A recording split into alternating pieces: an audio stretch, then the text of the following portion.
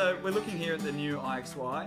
It's got the lightning connector and it's got the iClamp built in so that you can use it with multiple devices. It's a lot smaller than the old model. I see the footprint.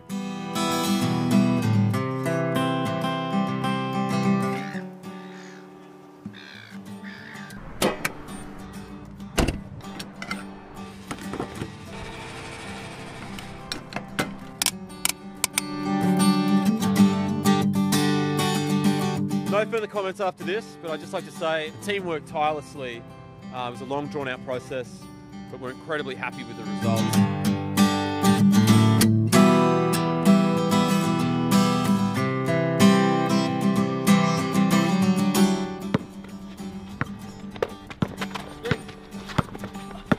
Yes!